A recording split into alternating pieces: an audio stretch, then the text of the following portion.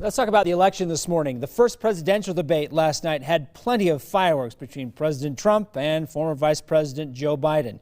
Many watching witnessed an argumentative evening. So here to break down how the candidates fared is Morgan Lyon-Cotti from Utah's Hinckley Institute of Politics. Morgan, thanks for being with us here again today. What did you make of that debate last night? Happy to be here. What did you think of the debate, Morgan? I think it was a really brawling debate. I think no matter what side of the aisle you are on, that was a very argumentative, hard to stay on topic, hard to follow debate. So do you think the issues got lost in all that arguing? I think they definitely got lost, especially that the first half of that debate, they were talking over one another. Chris Wallace was having a really hard time having them stay on topic. That said, there were a few moments where one of them didn't actually interrupt each other. And there are a few of those key issues that are going to be the headlines that people are going to draw out those lines and really focus on. What do you think those issues are that will be part of the election, but that they didn't really successfully address last night?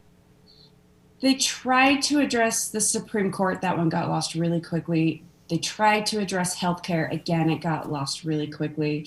They actually did sort of stay on topic when it came to race relations, on protests and riots, and President Trump's his line about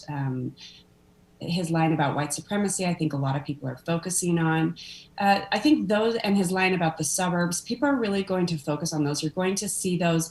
Maybe they were hard to take in last night, but you're going to see them used in campaign ads, on Twitter, on all of those things that are the way that voters really take in information now.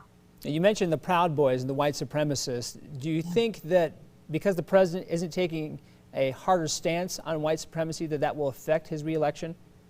You know, one of the interesting things about last night is Trump was really speaking to his base.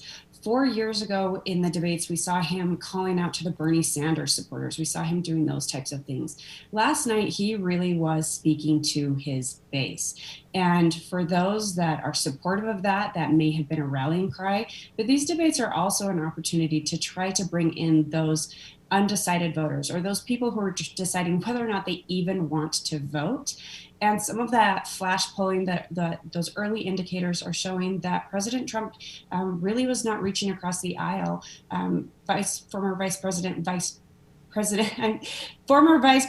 Biden did a little better on that, but really last night was not a great call out to inspire people for democracy or to get out and vote. And from either candidate there, who had more pressure on them last night?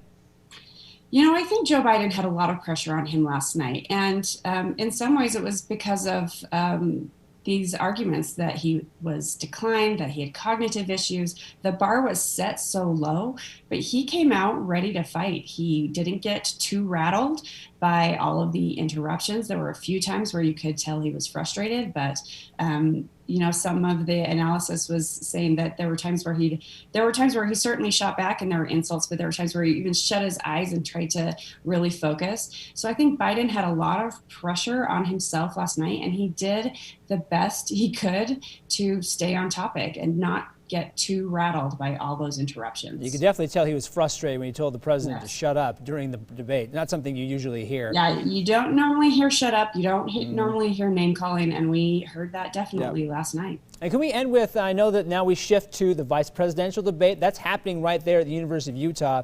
How are you guys preparing for that debate? This is an incredible feat that the University of Utah, in partnership with the Utah Debate Commission, is doing. The campus is ready. This will happen a week from today. We have hundreds of students volunteering, getting all geared up, and we are hopeful for a more policy-focused and less contentious debate. Yeah, we definitely have two different candidates there than what we saw in President Trump and Joe Biden. How do we connect with you there, Morgan? Please go to hinckley.utah.edu. You can learn all about the Hinckley Institute and get connected with information about the debate as well. And she's Morgan Lyon-Cotti from Utah's Hinckley Institute of Politics. As always, a pleasure talking with you today, Morgan. Thanks, Brian. You betcha. Sarah, over to you.